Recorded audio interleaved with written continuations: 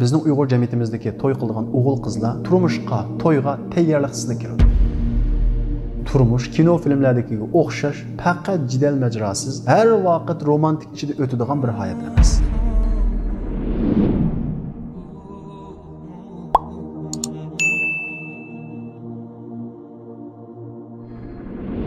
Bugun kunimizda to'y qilish ba'zilar uchun xushalliq, ba'zilar uchun besim, ba'zilar uchun erkinlikni tushab qo'yadigan oltin qafasdan iborat bo'lishi mumkin. Amaliyotda bu qarashlar to'g'rimi? Turmush odamga xayolimizdagi xushalliqni olib kelamdi va yoki bizni besim ostida ezib o'tamdi? Shundaqla ayol kishi uchun moddiy ehtiyoji bo'lmasa, to'y qilmasimi bo'lamdi? Er kishi faqat fiziologik ajrashlikni qondirish uchun to'y qilamdi? Amaliyotda Alloh taolo tunji qatim Odam alayhissalomni o'z qo'li bilan yaratgandan keyin uning bir qo'g'usidan ayoli Havo onamizni yaratgan. Ya'ni ayol erining bir qismi, bir parchasi.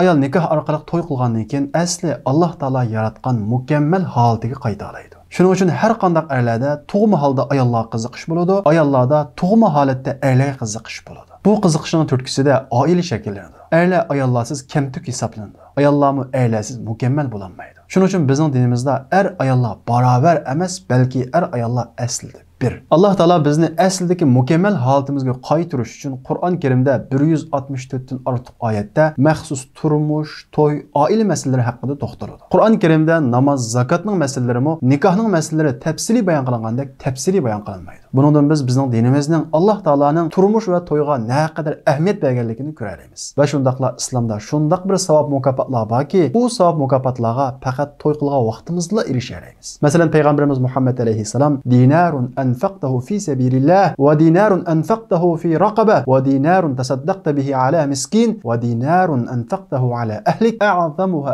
ajran allazi anfaqtahu ala ahlik. Allah yo'lida pul xarjladingiz, ya'ni jihad yo'lida pul xarjladingiz, qul ozod qilish uchun pul xarjladingiz, miskinlarga sadiqa qildingiz va oilangizga pul xarjladingiz. Bu xarjlagan pullaringizning ichida savob jihatda eng buyuki oilangizga, bolalaringizga, ayolingiz xarjlagan pulingiz deydi. Demak, payg'ambarimiz Muhammad alayhissalomning bu so'zidan oilaga nafiq qilish, oilaga pul xarjlashning naqadar savobli ekanligini ko'ramiz. Chunki jihadga pul xarjlash intayin savobli ish, qul ozod qilish intayin savobli ish, miskinlarga sadiqa qilish intayin savobli ish. Mushu savobli ishlar ichida eng savobli bir odamning oilasi xarjlab bergan pulisi savob jihatda, ajr jihatda texmi buyuk. Bu büyük savobga faqat to'y qilgan vaqtimizda erishamiz. Ya'ni to'y qilgandan keyin bizning ahlimiz bo'ladi, ayolimiz bo'ladi, bolamiz bo'ladi. Bizning ularga pul xarjlash fursatimiz bo'ladi. Uningdan boshqa payg'ambarimiz Muhammad alayhissalom jannat onalarning tapini ostida deydi. Bir ayol, bir qiz to'y qilmasdan onalik sharafiga erishamaydi. Onalik sharafiga erishamasa, uning tapini ostida jannat bo'lmaydi. Uningdan boshqa to'y qilgandan keyin farzand yuzi ko'ramiz, farzandlarimizni tarbiyalaymiz. Farzandlarimizni yaxshi tarbiyalashning mukofoti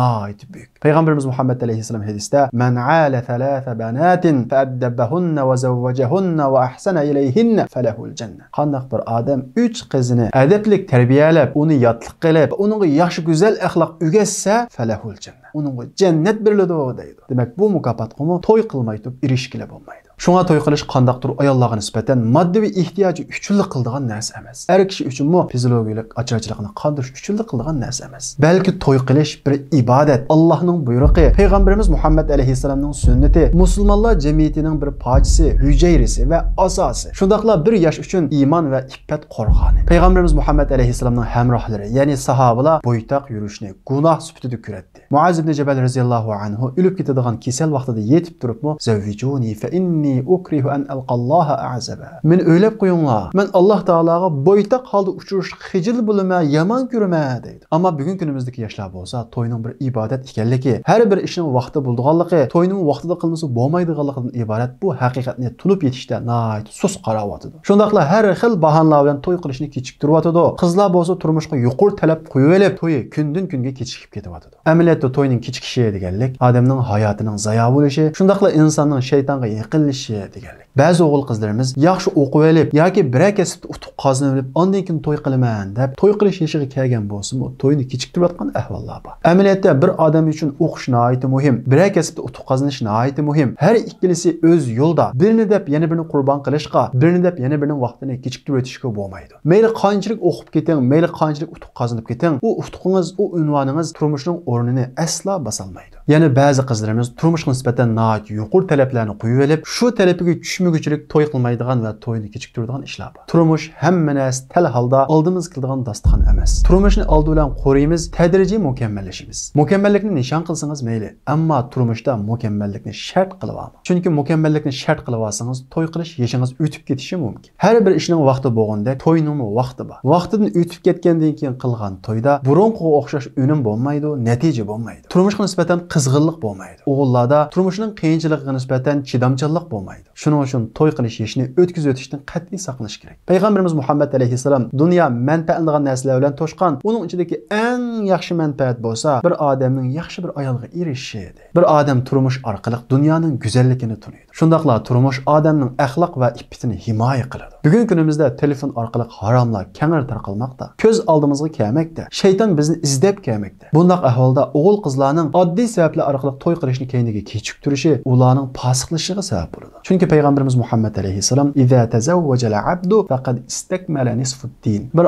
odam to'y qilgan vaqtida uning dinining yerimi mukammal bo'lgan bo'ladi. Qolgan yerimida boshqa ibodatlarni qilish orqali Allohdan qo'rqsin deydi. Ya'ni bir odam to'y qilmay butun yaxshini qilib kelsa, uning dinining yerimi to'liq, texi yerimi chala. To'y qilgandan keyin uning dini mukammal bo'ladi. Yana bir hadisda payg'ambarimiz Muhammad alayhissalom: "Ey yoshlar to'pi, imkoniyatinglar yetgan hamon to'y qilinglar. Chunki to'y ko'zni haromdan saqlaydi va cho'ng zinadan saqlaydi." deydi. Ba'zi o'g'il qizlar to'y qilgandan keyin to'ydan burunqiga o'xshash erkin yurolmaydiganligi, xohlagan ishni qilolmaydiganligi, xohlagan yerga borolmaydiganligidan ansirab, ozroq yashab olaylik degan maqsadda to'y qilishni kechiktiradi. To'g'ri, to'y qilgandan keyin to'ydan burunqiga o'xshash xohlagan yerga boradigan, xohlagan yerda turadigan, xohlagan ishni qilg'ili bo'lmaydi. Chunki turmush degan o'xshamagan ikki odamning bir mashinaga chiqishi deganlik. O'xshamagan ikki odam bir mashinaga chiqib, har ikkilisi o'zi bilgan yerga mashinani haydayman desa, bu mashina maqmaydi, asonli voqea chiqadi. Shuning uchun turmush qurgandan keyin o'g'il tarafmi ma'lum ishlardan voz kechadi, uningga mas'uliyat yuklanadi. Qiz tarafmi ma'lum yaxshi ko'rgan ishlardan voz kechadi. Ammo turmushda voz kechgan narsalardan erishgan narsalari ko'p bo'ladi. Dunyoning qonuni shu. Ba'zi narsalardan voz kechimiz, ba'zi narsalarga erishimiz. Amaliyotda bir odamning turmush qurib voz kechgan va yo'qotgan narsalaridan turmush qurgandan keyin erishgan narsalari necha hassa ko'p bo'ladi. Ya'ni ba'zi qizlar, ba'zi kishilarning oilasidagi ko'ngilsizliklar va erning zo'migarligi tufayli to'y qilsam bu shundoq bo'ldiga o'xshaydi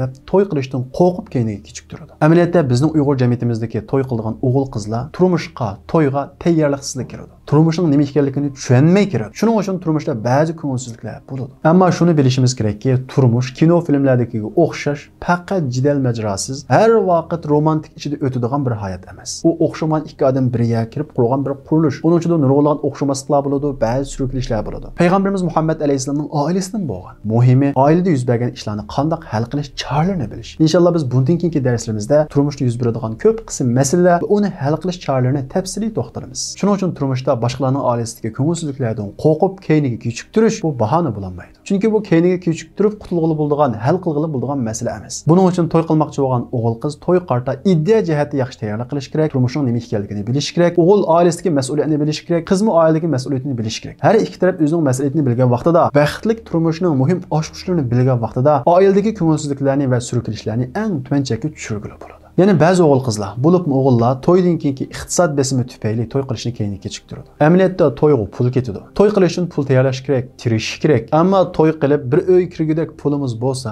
kelgusidagi texi yuz bermagan, bolam tug'ilsa pul ketadi, maktabda o'qitishga pul ketadi, doktorxonaga kirsak pul ketadi degan texi yuz bermagan xarajatlarni o'ylab to'y qilishni kechiktirishga bo'lmaydi. Tirishing, to'y qilgudek pulingiz bo'lsa, keyingi ishlarni Allohga tavakkul qilib to'y qilsangiz, Alloh taolo sizga yordam beradi. Chunki payg'ambarimiz Muhammad alayhissalom hadisda 3 turli kishiga Allohning yordam berish haqqi bor deydi. Uning birisi bo'lsa, an-nakihul ladzi yuridul ifaf. Iffatini saqlay, axloqini saqlay deb to'y qilgan odamga Allohning yordam berish haqqi bor deydi. Iqtisodiy qiyinchilikdan qo'rqib to'y qilmaslik burundan tortib bo'lgan ish ekan. Payg'ambarimiz Muhammad alayhissalomning davrida, ya'ni 14 asr burunmi kishilar to'y qilsak ayolimizni boqolmaymiz degan niyat bilan to'y qilishni kechiktirdi ekan, cho'nglar uning to'yini qilib qo'ymaydi ekan. Alloh taolo bu haqda oyat tushirib, "Va inkihul ayama minkum was-solihin min ibadikum va imaikum iyakunu fuqara yughnihimullohu min fadli." Oranglardagi yoshlarni, xizmatchilarni o'ylab qo'yinglar. Agar ular kambag'al bo'lsa, ularning kambag'alligi ularni to'ylab qo'yishni cheklab qo'ymasin. Alloh taolo ularni boy qiladi deydi. Ya'ni Alloh taolo bu oyatda to'y qilmoqchi bo'lgan o'g'il qizlarga emas, to'y qilmoqchi bo'lgan o'g'il qizlarning ustidagi cho'nglarga,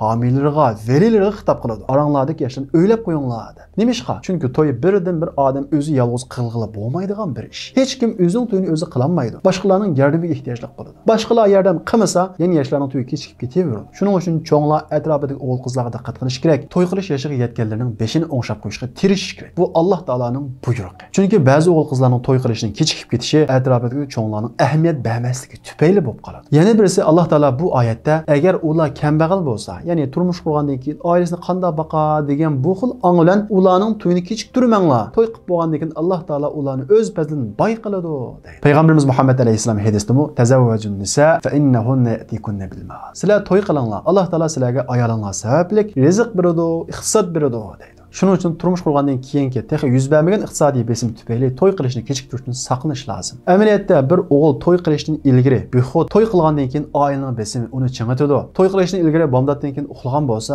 to'y qilgandan keyin oilaning besimi uni uxlatqizmaydi, o'rnidan turib ketadi, tirishadi. Tirishqanga shuliq Alloh taolo uning rizq beradi. Shuning uchun o'g'il qizlar har xil bahonalar bilan to'y qilish yoshidan kechiktirib o'tishni saqlanish kerak. To'y qilishni kechiktirgan sari odamni har xil ruhiy kasalliklar qoplaydi. Yolg'izlik xalab qoladi va psixikasi buziladi. Aksiya to'y qilish bo'lsa odamning ruhini ko'taradi, jushqun bo'ladi. Chunki turmush qurgandan keyin nikohdagi xushallik, farzand yuzi ko'rgandan keyin farzandlik xushallik, hatto qiyirg'a vaqtidami farzand yuzi ko'rganlar nervi huzuri, bola huzuri bilan nihoyatda teran tetik qaraydi ekan. Shundaqla Xavrat universitetining ilib borgan tadqiqotida to'y qilganlarning to'y qilmaganlarga qaraganda yurak kasalligiga giribtor bo'lish nisbati 82% tuvan bo'ladi ekan. Shundaqla yoshlardagi ba'zi bir poj kasallar to'y qilish orqali yo'qolib ketadi ekan. Ya'ni to'y qilish bizga ruhiy va ma'naviy jihatlar emas, jismoniy jihatda, hatto moddiy jihatda nurg'unlagan foydalarni olib keladi. Payg'ambarimiz Muhammad alayhisalom nikoh mening sunnatim, qandoq bir odam nikohdan iborat bu sunnatimdan yuz o'rsa mendan emas deydi. Bu hadis har bir o'g'il qizga to'y qilish uchun oldirashga yetarlik deb qarayman. Ammo shu narsa esimizda bo'lish kerakki, turmush bizning xiyolimizdagidek va yoki kino filmlardagidek doim romantiklik ichida o'tadigan bundoq hayot emas. Tikanlarning orasidan gul unib chiqqanga o'xshash turmushda ba'zi ko'ngilsizliklar bo'ladi. Muhimi bizning u ko'ngilsizliklarni qandoq betaraf qilishimiz, uni hal qilishni bilishimiz. Shundaqla turmush qarta moddiy jihatlar emas, iddia jihatda tayyorlik bilan kirishimiz kerak. Afsus Uyg'ur jamiyatimizdagi to'y qilmoqchi bo'lgan o'g'il qizlar turmush qurishni ilgari turmush qarta bir parcha kitob va yoki hatto bir tal maqola o'qimasdan turmushga kiradi. Ya'ni hech qanday tayyorliksiz turmushga kiradi. Turmushning nima ekanligini bilmaydi. Turmush qarta qanday muomala qilishni bilmaydi. Tayyorliksiz urush kirgan jangchi chuqum o'janda mag'lub bo'ladi. Shuning uchun to'y qilmoqchi bo'lgan o'g'il qizlar to'y qilishdan burun chuqum to'y qarta iddia jihati tayyorlik qilish kerak va turmushda yuz beradigan masalalarni oldin bilish kerak va uningga iddia jihati tayyorlik qilish kerak. Inshaalloh biz bu islomiy oila nomli darsimizda to'y qarta qanday tayyorlik qilamiz, turmushda yuz beradigan masala va uning hal qilish choralari, baxtli oilaning oshquchlari va shuning aloqador oilamizni texmi yaxshi, texmi ko'ngilli holda o'tkazish uchun foydasi bo'ladigan muhim temalar bilan o'tkazamiz inshaalloh. Bu tafsilotlar qiziqsanglar, diqqatinglar kelarki darsimizda bo'lsin.